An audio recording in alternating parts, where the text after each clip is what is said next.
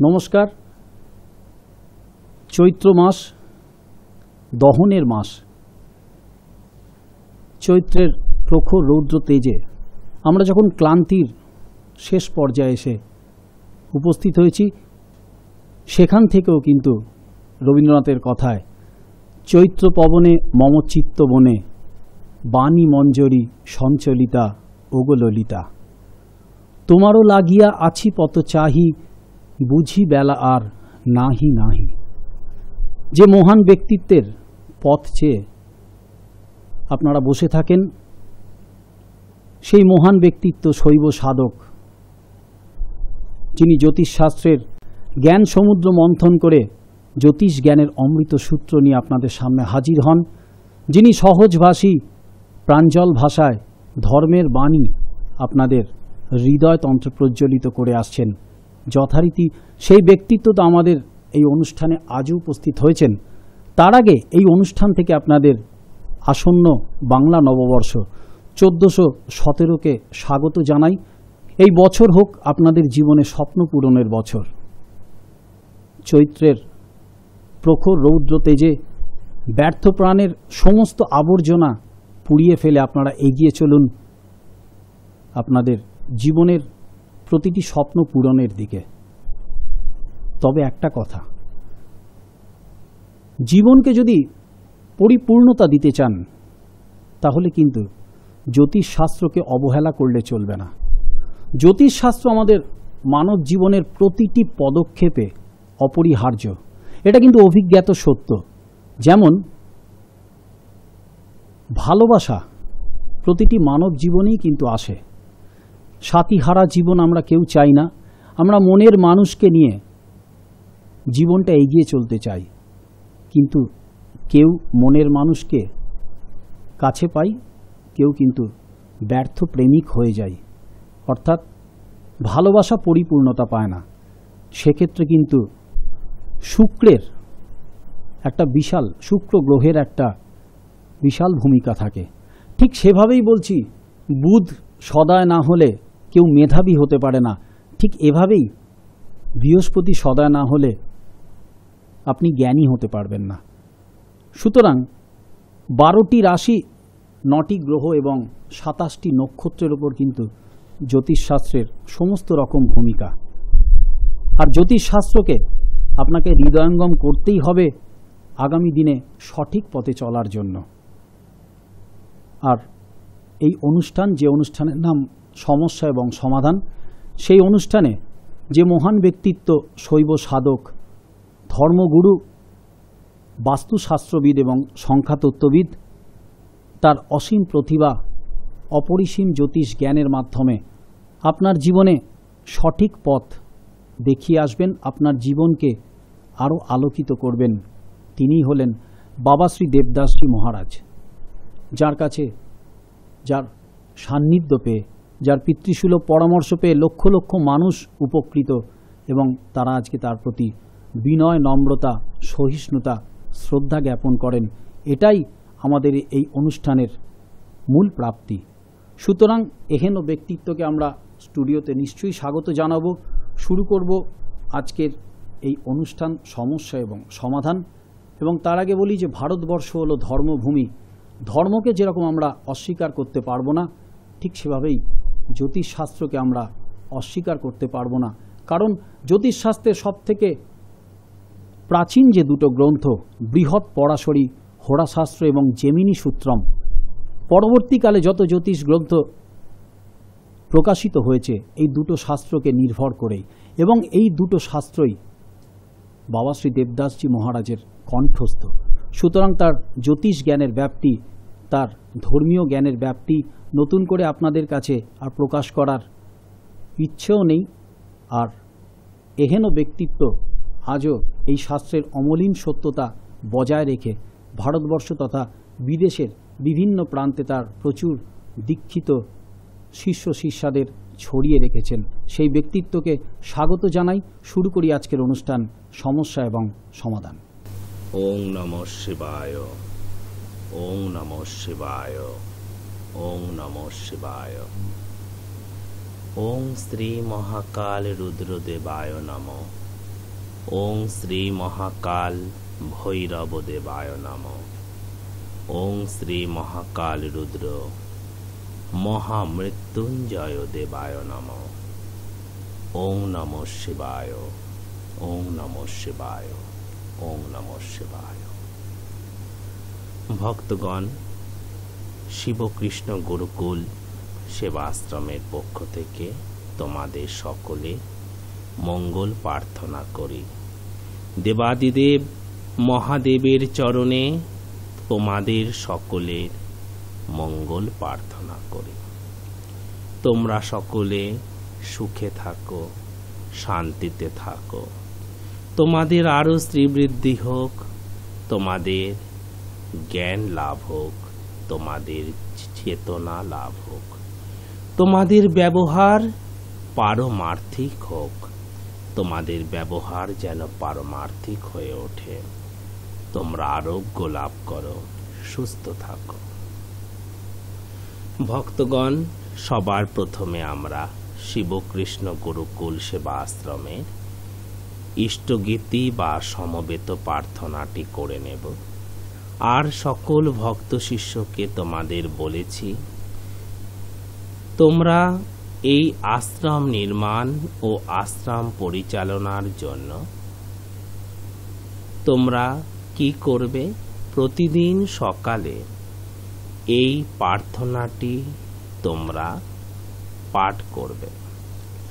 এই প্রার্থনাটি সকল রাশি, লগ্ন, নক্ষত্র সকলের জন্য প্রয়োজনীয় এবং শুভ মন্ত্রগুলোকে বিভিন্ন গ্রন্থ থেকে উদ্ধৃত করে এই প্রার্থনাটা রচনা করা হয়েছে।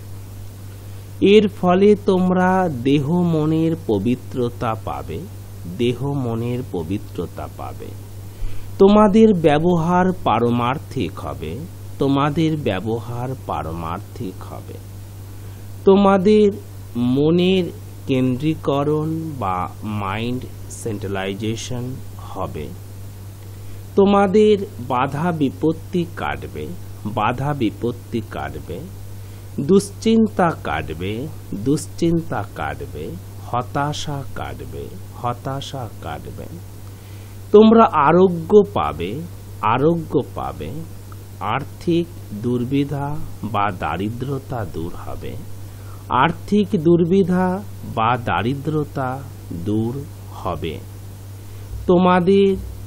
তোমাদের প্রার্থনা প্রভু শুনবেন, তোমাদের প্রার্থনা প্রভু পর্যন্ত পৌঁছবে। যখনই এই সমস্ত বেড়াজালগুলো সাধনার পথ থেকে সরে যাবে, ভুল ত্রুটিগুলো সরে যাবে, তখনই প্রভুর কাছে প্রার্থনা গিয়ে পৌঁছবে। কেমন? তোমরা এই প্রার্থনা সকলে করবে এবং তোমরা তোমাদের সাধ্য মতো 1 টাকা, 2 টাকা, 5 টাকা, 10 টাকা, 15 টাকা, 100 টাকা, 50 টাকা, 30 টাকা, 3 টাকা, 50 পয়সা, যার যেমন সামর্থ্য প্রতিদিন একটি ঘটের মধ্যে তোমরা জমা করবে। এবং তোমরা গুরু পূর্ণিমা, জন্মাষ্টমী, শিবরাত্রি, অক্ষয় তৃতীয়া, পয়লা বৈশাখ ইত্যাদি শুভ তিথিতে সেই অর্থ আশ্রমে জমা করতে পারবে এবং তোমাদের সদস্যপত্র তোমরা গ্রহণ করবে, তোমাদের সদস্যপত্র গ্রহণ করবে। যে সমস্ত ভক্ত শিষ্যরা এখনো সদস্যপত্র গ্রহণ করনি, তোমরা তোমারা নাম, ঠিকানা, ফোন নম্বর জানিয়ে, নাম, ঠিকানা, ফোন নম্বর জানিয়ে কবে কোথা থেকে দীক্ষা নিয়েছো, শ্রীরামপুর থেকে দীক্ষা নিয়েছো না শিলিগুড়িতে না আন্দামানে নাকি ভুবনেশ্বরে, কোথায় দীক্ষা নিয়েছো, দীক্ষা স্থান উল্লেখ করে তোমরা সদস্যপত্র গ্রহণ করবে। যারা দীক্ষা নাওনি, শুধুমাত্র আশ্রমের সাথে যুক্ত হতে চাইছো, তোমরাও সদস্যপত্র গ্রহণ করতে পারবে। আশ্রমের জমিগুলো দেখানো হচ্ছে, যে জমিগুলোর ওপরে আমরা একটি শাখা করতে চাইছি হুগলি জেলাতে। তোমরা সেই জমির ছবি দেখতে পাচ্ছ। তোমরা তোমাদের মতামত জানাতে পারবে যে এই জমিতে কেমন আশ্রম করা ভালো হবে, না আমরা অন্য কোনো জমি দেখব। প্রাথমিকভাবে এটা স্থির আমরা করেছি, আমরা 17 এপ্রিল তারাপীঠ যাব। তারপর তারাপীঠ থেকে ঘুরে এসে আমরা সেটা স্থির করব। সকল ভক্ত শিষ্যকে ডেকে একটি মিটিং করে যে কোথায় আমরা আশ্রমটা করব। কেমন? চলো আমরা আগে প্রার্থনাটা করে নেই। আপনারা শুনলেন এবং দেখলেন শিবকৃষ্ণ গুরুকুল সেবাশ্রম উপস্থাপিত প্রার্থনাটি। আমাদের প্রতিদিন প্রাত্যহিক অনুষ্ঠানে আপনারা এই প্রার্থনা দেখতে পাবেন এবং প্রতি সপ্তাহের শনিবার সৃষ্টি টিভিতে এবং রবিবার রাত্রিবেলা সোনার বাংলা টিভির পর্দাও আপনারা এই প্রার্থনা দেখতে পাবেন এবং শুনতে পাবেন। যারা এই প্রার্থনা করতে করতে এই মুহূর্তে হয়তো লিখতে পারলেন না, তারা আগামী কার্যক্রমগুলোতে নিশ্চয়ই এই প্রার্থনাগুলো ভালো করে লিখে নেবেন, কারণ মহারাজের শ্রীমুখ থেকে আপনারা শুনেছেন যে এই প্রার্থনার মাহাত্ম্যটা কোথায়। সমস্ত রাশি লগ্নের জাতক জাতিকাদের শুভ মন্ত্রর উপস্থাপনের মাধ্যমেই এই প্রার্থনা উপস্থাপিত হচ্ছে। এছাড়া আরও একটি সুখবর আপনাদের দিয়ে দিই যে আগামী 17 এপ্রিল 2010 শিবকৃষ্ণ গুরুকুল সেবাশ্রম আয়োজিত বাসযাত্রার মাধ্যমে আমরা তারাপীঠের উদ্দেশ্যে রওনা দিচ্ছি। 18 তারিখ ভোরবেলা তারাপীঠ পৌঁছে ওখানে সমস্ত বৈদিক ক্রিয়াকলাপ অর্থাৎ তারামায়ের স্নান, মধ্যাহ্নে মহাভোগ, হোম যজ্ঞ, সন্ধ্যারতি, শিলামূর্তি দর্শন এবং রাতে শীতলী, এই সমস্ত বৈদিক ক্রিয়াকলাপ ধর্মীয় আচরণ সম্পন্ন করে 18 তারিখ রাত্রিবেলা আমরা আবার শিবকৃষ্ণ গুরুকুলের উদ্দেশ্যে রওনা দেব এবং 19 তারিখ ভোরবেলা আমরা শিবকৃষ্ণ গুরুকুলে পৌঁছে যাব। যারা বাসযোগে আমাদের এই তারাপীঠ যাত্রার সঙ্গী হতে চান তারা অবশ্যই এর মধ্যেই এই দুটো নম্বরে ফোন করুন, 9830156738 এবং 9831950049। অবশ্যই আপনারা এই স্বল্প সময়ের মধ্যেই এই দুটো নম্বরে ফোন করবেন, কারণ আমাদের সিট খুব অল্প। বেশিরভাগ সিটই আপনাদের জন্য আগে বুক করা হয়ে গেছে। বহু মানুষ আমাদের এই তারাপীঠ যাত্রার সঙ্গী হয়েছেন। এছাড়া আরও একটি মাহাত্ম্যের কথা বলি যে যারা চাইছেন যে একজন শৈব সাধকের সঙ্গে তারাপীঠে বসে সাধনা করতে, তারা অবশ্যই এই দুটো নাম্বার স্মরণে রাখুন এবং আমাদের ফোন করুন। যথারীতি আপনাদের প্রেরিত চিঠির উত্তরের মাধ্যমে আমরা বাবা শ্রী দেবদাসজি মহারাজের নিখুঁত জ্যোতিষ বিশ্লেষণ শুনে নেব। আজও লটারির মাধ্যমে যে চিঠিটি আমাদের উঠেছে, চিঠিটি পাঠিয়েছেন দুলাল চন্দ্র সাহা। উনি লিখছেন, পূজনীয় মহারাজ দেবদাস বাবা, আমি আপনার গত দুদিন টিভিতে প্রোগ্রাম দেখলাম। আপনার উদাহরণ সমেত বিচার দেখে মুগ্ধ হয়েছি। আমার কন্যা কস্তুরী সাহার জন্ম চন্দননগরে, জন্ম তারিখ 26শে জুলাই 1992 রবিবার রাত্রি 10:19। আমি আমার মেয়ের বিষয়ে বিশেষ চিন্তিত হয়ে আপনার নিকট জানাই যে বর্তমানে দ্বাদশ শ্রেণীর পাঠরতা সারাদিন পড়াশোনা নিয়ে থাকে, কিন্তু তার পড়াশোনার উন্নতি লক্ষণ কিছু দেখা যাচ্ছে না। তার চরিত্র অলস প্রকৃতি ও চাপা মনের, কোনো কাজের দিকে তার চেষ্টাই নেই। বর্তমানে আমার আর্থিক অবস্থা সুবিধাজনক জায়গাতেও নেই। অতএব আমার প্রার্থনা আপনি মেয়ের পড়াশোনা বা বিদ্যালাভ কেমন হবে এবং শারীরিক, মানসিক ও ভবিষ্যৎ জীবনপঞ্জি সম্পর্কে জানিয়ে তার প্রতিকার বললে ভীষণভাবে উপকৃত হব। ইতি নিবেদক শ্রী দুলাল চন্দ্র সাহা। বিশেষ দ্রষ্টব্যে উনি লিখছেন, আমি শনিবার রাত্রিবেলা ও রবিবার রাত্রিবেলা আপনার অনুষ্ঠান প্রত্যক্ষ করি। দুলালবাবু, আপনার মেয়ে কস্তুরীর ব্যাপারে দীর্ঘ বিশ্লেষণ অবশ্যই আমরা মহারাজের শ্রীমুখ থেকে আগামী কিছুক্ষণ শুনে নেব। বাবা, তুমি দুলাল চন্দ্র সাহা, চন্দননগর থেকে মেয়ে কস্তুরী সাহার জন্য এই চিঠি আমাকে লিখেছ বাবা। এই চিঠি আমি পেয়েছি, অবশ্যই তার উত্তর দেব। প্রায় 3700-রও বেশি চিঠি এখানে পড়ে আছে, কিন্তু আজ তোমার চিঠিটি লটারির মাধ্যমে উঠেছে। কস্তুরীর শুভ জন্ম তারিখ 26শে জুলাই 1992 সাল। বাংলাতে 10ই শ্রাবণ। সেদিন ছিল রবিবার। রাত্রি 10:19 মিনিটে কস্তুরীর চন্দননগরে জন্ম।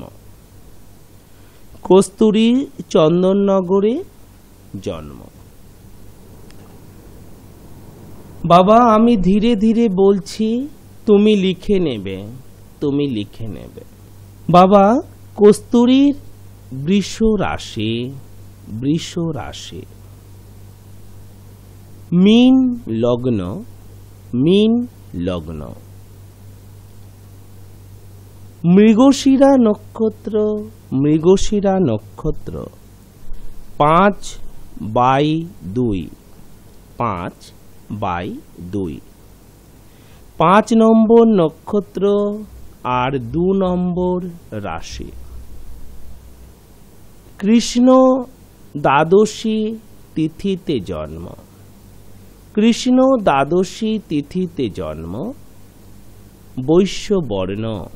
বৈশ্যবর্ণ দেবগণ।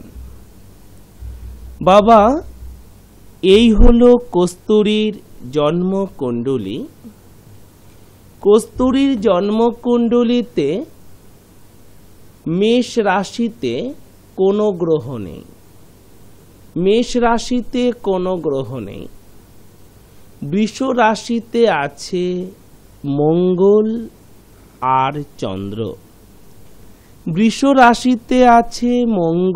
আর চন্দ্র। মিথুনে আছে কেতু। কর্কটে আছে রবি বুধ শুক্র। সিংহে বৃহস্পতি। কন্যায় কোনো গ্রহ নেই।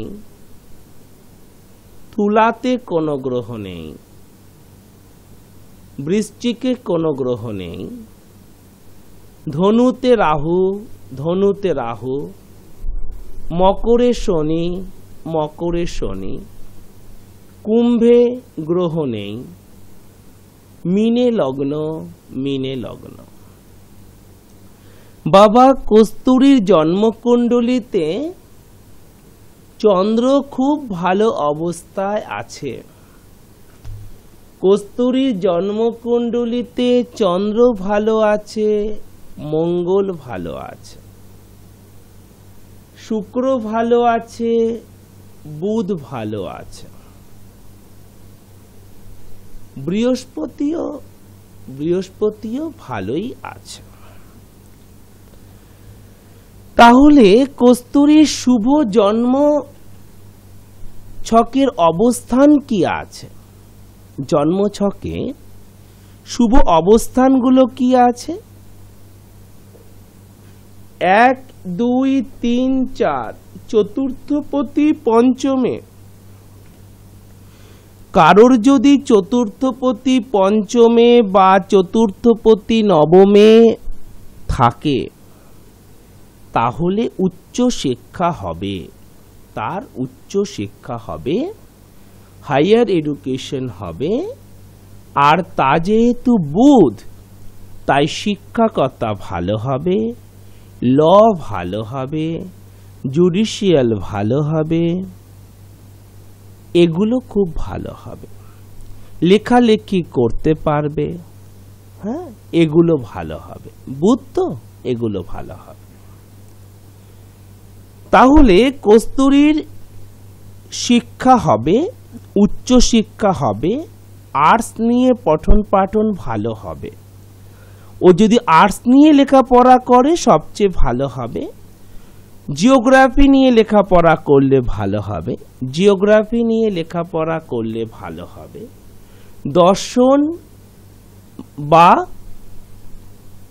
দর্শন বা ফিলোসফি নিয়ে লেখাপড়া করলে ভালো হবে, ল নিয়ে লেখাপড়া করলে ভালো হবে। কস্তুরী একজন আদর্শ শিক্ষিকা হতে পারবে, আদর্শ শিক্ষিকা হতে পারবে, উকিল হতে পারবে, উকিল হতে পারবে, জুডিশিয়াল করতে পারবে, জুডিশিয়াল করতে পারবে।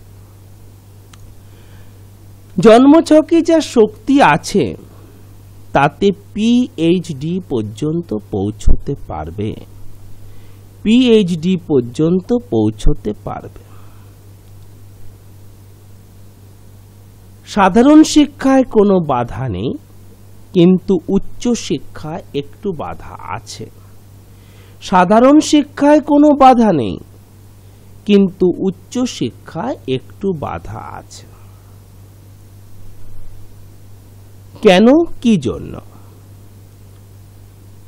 তুমি জানতে চেয়েছো আমার মেয়ের বিষয়ে বিশেষ চিন্তিত হয়ে আপনার নিকট জানাই যে বর্তমানে দ্বাদশ শ্রেণীর পাঠরতা, সারাদিন পড়াশোনা নিয়ে থাকে, কিন্তু তার পড়াশোনার উন্নতি লক্ষণ দেখা যায় না। তার চরিত্র অলস প্রকৃতির ও চাপা মনের, কোনো কাজের দিকে তার চেষ্টা নেই। এই তুমি লিখেছ। আর জানতে চেয়েছ আমার প্রার্থনা আপনি মেয়ের পড়াশোনা ও বিদ্যালাভ কেমন হবে এবং শারীরিক, মানসিক ও ভবিষ্যৎ জীবনপুঞ্জি সম্পর্কে জানিয়ে তার প্রতিকার বললে উপকৃত হব। তাহলে শিক্ষা হবে কস্তুরীর, উচ্চ শিক্ষা একটু বাধা আছে। কেন বাধা আছে? কারণ যেমন চতুর্থপতি বুধ পঞ্চমে আছে, তেমন আবার ষষ্ঠপতি রবিও গেছে পঞ্চমে। রবি বুধ বুধাদিত্য যোগ হয়ে গেছে, রবি বুধ বুধাদিত্য যোগ হয়েছে। কস্তুরীর বুদ্ধি কম নেই, গভীর বুদ্ধি আছে কস্তুরীর মধ্যে, কিন্তু উচ্চ শিক্ষায় বাধা এই যে ষষ্ঠপতি পঞ্চমে।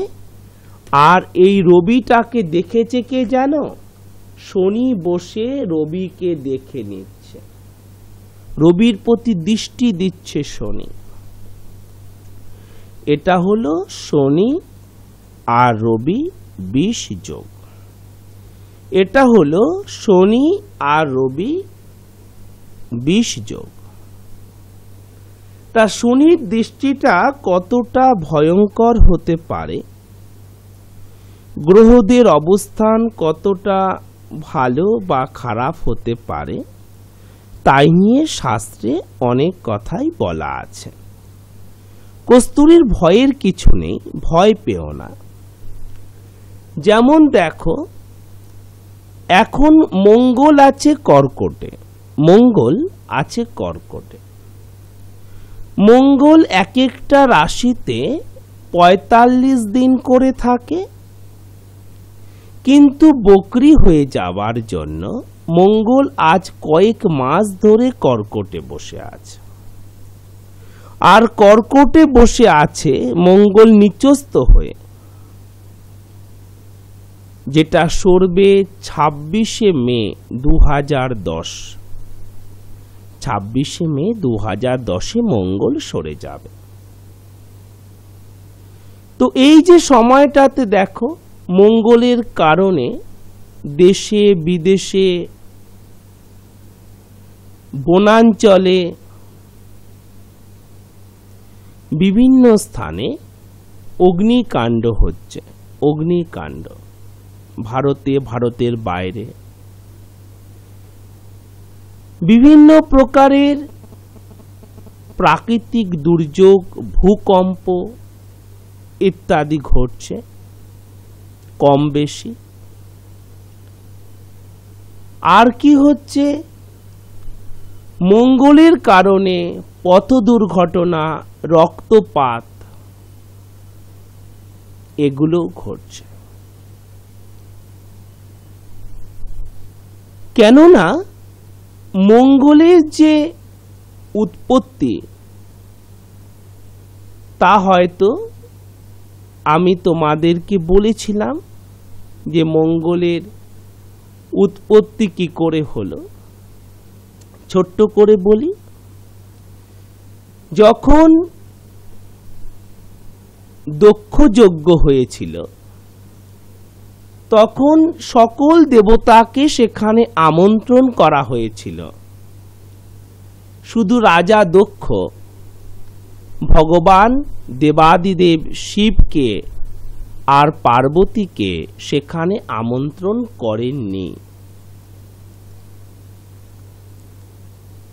আমার প্রভু তো সিংহাসনে বসেন না, তিনি মাটিতে বসেন, সোনার মুকুট পরেন না, তাকে আমন্ত্রণ করা হয়নি।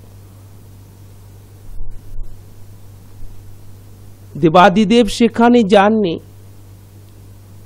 মাতা সতী সেখানে গিয়েছিলেন এবং তিনি সবার মুখে শিব নিন্দা শুনছিলেন। শিব নিন্দা,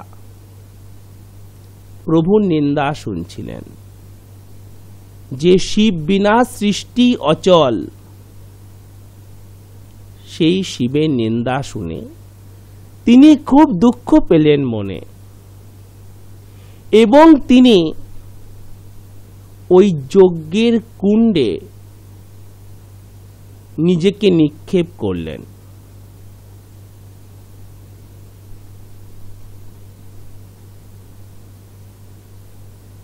তো এই অবস্থাতে তোমরা জানো, আমি একটি অনুষ্ঠানে বলেছিলাম, আজ সংক্ষেপে বলি, কস্তুরীর তো প্রশ্নের উত্তর দিতে হবে। তো ভগবান শিব সেখানে পৌঁছলেন এবং সেই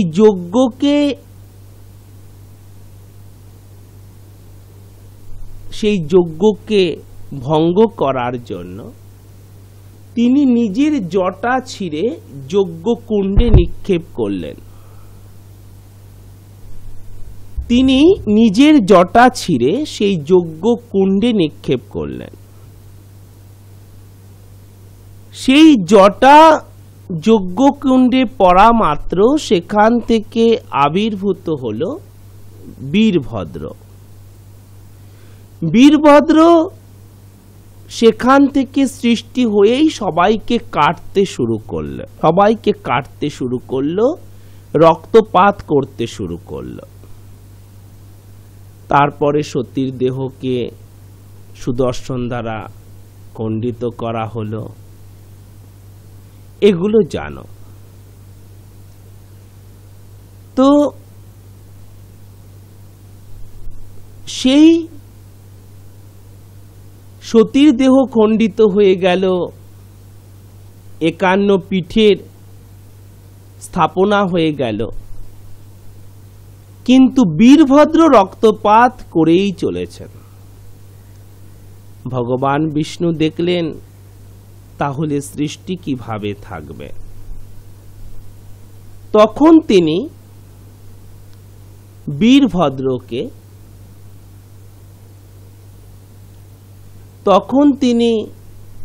বীরভদ্রকে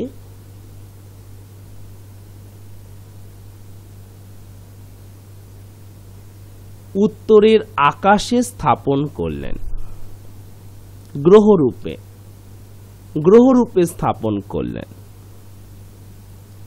সেই বীরভদ্র হল মঙ্গল। মঙ্গলের স্বভাব রক্তপাত। মঙ্গল অগ্নি থেকে সৃষ্টি, তাই তার স্বভাব অগ্নিকাণ্ড।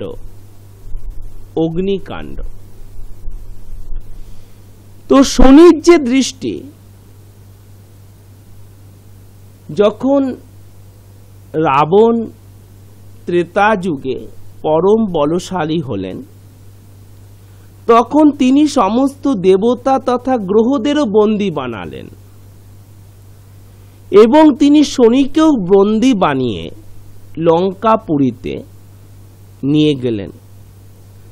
আর শনির যেন দৃষ্টি না পড়ে তাই তিনি শনিকে লঙ্কাপুরীতে উল্টো করে ঝুলিয়ে রাখলেন, পা দুটো ওপরে আর মাথাটা নিচে। তিনি ঝুলিয়ে রাখলেন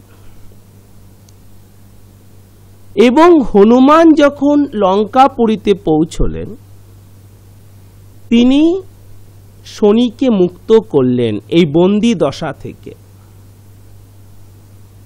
আর শনি মুক্ত হতেই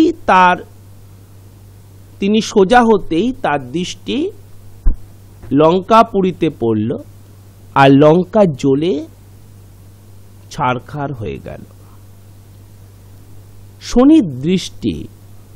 শনির দৃষ্টিকে বোঝানোর জন্য শনির দৃষ্টি কতটা সমস্যা দেয়। তো শনি রবিকে দৃষ্টি দিয়েছে, তার ফলে এখানে রবির গুণাগুণটা নষ্ট হচ্ছে, এটা একটা বীজ যোগ হয়েছে। সেই কারণে কি হচ্ছে, তার লেখাপড়াতে উন্নতিটা নেই, করছে কিন্তু বুধের কারণে লেগে আছে, মেধা আছে এবং চেষ্টা আছে, কিন্তু উন্নতি নেই আর চেষ্টাটার মধ্যে কন্টিনিউশন নেই, লাগাতার প্রচেষ্টা নেই। অলস প্রকৃতির, বলছো না যে অলস প্রকৃতি এবং চাপা মনে, তার কোনো কাজে চেষ্টা নেই। কেন অলস প্রকৃতি? এই পৃথিবীতে 3 প্রকারের গুণ আছে, 3 প্রকারের গুণ, তমগুণ, রজগুণ, সত্যগুণ। মানুষ কি? মানুষ হচ্ছে অসুর এবং দেবতার গুণের এক সংমিশ্রণ। আমরা জীবাত্মা, আমরা অমৃতের সন্তান, অমৃত অবিনশ্বর, আমরা পরমাত্মার সন্তান। তো পরমাত্মার অংশ আত্মা আছে, বিশুদ্ধ চিন্তা আছে, আমাদের বিশুদ্ধ চক্রও আছে, আজ্ঞা চক্র আছে, অনাহত চক্র আছে, আবার মূলাধার চক্রও আছে। শরীর পঞ্চভূতে নশ্বর, পচা, আত্মা অবিনশ্বর। মানুষের মধ্যে সত্য আর মিথ্যে উভয় গুণই আছে, ক্ষমা আর হিংসা উভয় গুণই আছে, সেবা আর লোভ উভয় গুণই আছে। তুমি বলতে পারবে নেই? আছে। দয়া আর প্রতিহিংসা দুটোই আছে। দয়া হয়, একটা বাচ্চা দেখলে ভিক্ষে করছে, দয়া হয়ে গেল, মনে দিয়ে দিলে। আবার প্রতিহিংসাও আছে, আমায় এত বড় কথা বলেছে বীজ বাজারে, ওকে আমি নাক খত দিয়ে ছাড়ব, প্রতিহিংসাও আছে। মানুষ এই 2 গুণের এক সংমিশ্রণ। তো জীবনে তোমাকে বাঁচতে হবে এখানে, আর এই সংসারটাকেই তোমাকে স্বর্গ সম করে নিতে হবে। এই সমাজটাকে, এই জীবনটাকেই তোমাকে স্বর্গের মতো করে যদি তুমি কাটাতে চাও, তাহলে কি করতে হবে? ব্যবহারকে পারমার্থিক করতে হবে। তো তমগুণ আর রজগুণ আর সত্যগুণ, 3টে গুণ আছে। 3টে গুণ কেমন?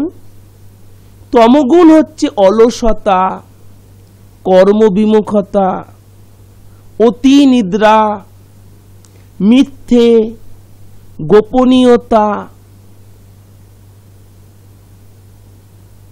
এগুলো হচ্ছে তমগুণ। হিংসা, এগুলো হচ্ছে তমগুণ। সাপের মতো প্রবৃত্তি, সাপ খেলো ঘুমিয়েই থাক, শুয়েই থাকলো, এই যে তমগুণ। আমি বলছি না যে কস্তুরীর মধ্যে হিংসা আছে, এগুলো তমগুণ। তো এই তমগুণ থেকে বাঁচবার উপায় কি? কি করে এই অলসতাকে দূর করা যাবে? যাদের তোমাদের ছেলেমেয়েরা অলস বা তোমার মধ্যে আলস্য চলে আসে, অলসতাকে দূর করার উপায় কি? এই কস্তুরী অলসতা কি অপুষ্টির জন্য, যে কস্তুরী খেতে পাচ্ছে না তাই অলসতা? এ অলসতা কেন তৈরি হচ্ছে? কস্তুরীর কর্মজীবন, বিবাহিত জীবন, সন্তান জীবন, ভবিষ্যৎ জীবন, অর্থকরী সম্পত্তি, ভ্রমণ, শুভ তারিখ, শুভ সংখ্যা, শুভ রং, শুভ চিহ্ন, শুভ দিক, সব বলবো আগামী দিন। ওম নমঃ শিবায়। যে দুটো নাম্বার আপনাদের স্মরণে রাখতে হবে সেই দুটো নাম্বার হলো 9830156738 এবং 9831950049। এই দুটো নাম্বার আপনারা স্মরণে রাখুন, তাহলেই দেখবেন আপনাদের জীবনে কিন্তু সাফল্যের রামধনু এঁকে দেবেন এই মহান ব্যক্তিত্ব। আর ঠিক এভাবেই বলি যে আপনারা এই মহান ব্যক্তিত্বের সাথে কোথায় কোথায় যোগাযোগ করতে পারবেন। প্রথমটি হলো ওনার নিজের আশ্রমে শিবকৃষ্ণ গুরুকুল, 130 নেহেরু নগর, পোস্ট অফিস মাহেশ, শ্রীরামপুর জেলা, Hooghly, pin number 712-202, bus stoppage মাসির বাড়ি। চিঠি পাঠানোর একমাত্র ঠিকানা হলো কিন্তু শিবকৃষ্ণ গুরুকুল। আরও একটি ঠিকানা কলকাতা সল্ট লেকে, Goodluck point, BD 390, sector 1, salt lake, Kolkata 64, bus stoppage BD, United bank of ইন্ডিয়ার পাশের গলি দিয়ে গিয়ে VIP সুইটস নামক একটি মিষ্টির দোকান, ঠিক তার উল্টো দিকেই ওনার চেম্বার। তৃতীয় চেম্বারটি হচ্ছে বাঁশদ্রোণীতে, টালিগঞ্জ মেট্রো স্টেশন থেকে 3টি স্টপেজ দক্ষিণে নেতাজি নগর বাস স্টপেজে এসে আপনারা অটোতে বা রিক্সায় চলে আসুন জয়শ্রী কালীতলা। সেখানে এসে দেখুন নাইস টুডে নামক একটি বিউটি পার্লার, ঠিক তার উল্টো দিকে রাগেশ্রী অ্যাপার্টমেন্ট, 147 শরৎপল্লী, রাগেশ্রী অ্যাপার্টমেন্টে উনি বসেন। উত্তরবঙ্গের সমস্ত মানুষ যারা বাবা শ্রী দেবদাসজি মহারাজের সঙ্গে যোগাযোগ করতে চাইছেন, যারা তার পরম সান্নিধ্য পেতে চাইছেন তার পিতৃসুলভ উপদেশ, তাদের জন্য যোগাযোগের এই ঠিকানা উত্তরায়ণ অ্যাপার্টমেন্ট, 25 নম্বর স্বামীজি সরণি, হাকিমপাড়া, শিলিগুড়ি, পিন নাম্বার 734001, বিবেকানন্দ স্কুলের ঠিক বিপরীতে।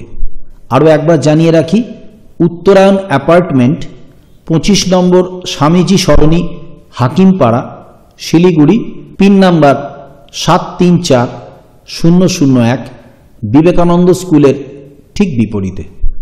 এই মুহূর্তে আপনারা টিভির পর্দায় বাবা শ্রী দেবদাসজি মহারাজের দীর্ঘদিনের যে পরিকল্পনা, সেই আশ্রমের রূপরেখা আপনারা দেখতে পাচ্ছেন। এবং আরও একটি সুখবর আপনাদের জানিয়ে রাখি যে বাবা শ্রী দেবদাসজি মহারাজের ঐকান্তিক প্রয়াসে, দীর্ঘদিনের প্রয়াসে গঠিত শিবকৃষ্ণ গুরুকুল সেবাশ্রম পরিচালিত বৃদ্ধ বৃদ্ধা নিবাসে যে সমস্ত বৃদ্ধ বৃদ্ধারা ধর্মীয় ও আধ্যাত্মিক পরিবেশে তাদের জীবন নির্বাহন করতে চান, যারা এখানে আগামী জীবন থাকার জন্য ইচ্ছুক, তারা অবিলম্বে আমাদের সাথে এই দুটো নাম্বারে যোগাযোগ করুন, 9831950049 এবং 9830156738। আরও একবার আপনাদের জানিয়ে রাখি যে আশ্রমের রূপরেখা আপনারা এই মুহূর্তে টিভির পর্দায় দেখছেন, সেটি গঠিত হচ্ছে হুগলি জেলার চুঁচুড়ার সুগন্ধাতে। ঠিকানাটা এরকম, চুঁচুড়া স্টেশন থেকে আপনারা যে কোনো যানবাহনে চলে আসবেন সুগন্ধা মোড়ে। সুগন্ধা মোড়ে এসে সামনেই দেখতে পাবেন দোলবাড়ি। দোলবাড়িতেই এই মন্দির গঠিত হতে চলেছে এবং তার সন্নিকটেই শিবকৃষ্ণ গুরুকুল সেবাশ্রম গঠিত বৃদ্ধ নিবাসেরও আপনারা রূপরেখা দেখতে পাবেন আমাদের পরবর্তী কার্যক্রমে। এবং আরও যারা বিশদভাবে জানতে চান তারা অবিলম্বে আমাদের সাথে যোগাযোগ করুন এই দুটো নাম্বারে 9831950049 এবং 9830156738। আপনাদের আমাদের ওয়েবসাইটের ঠিকানাটাও জানিয়ে রাখি, www.babadevdas.com www.babadevdas.com।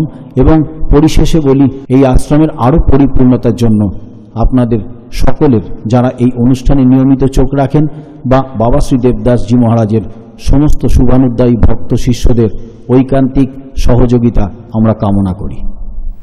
1417 আপনাদের জীবনে নতুন সংজ্ঞা তৈরি হোক, এই আশা রাখি।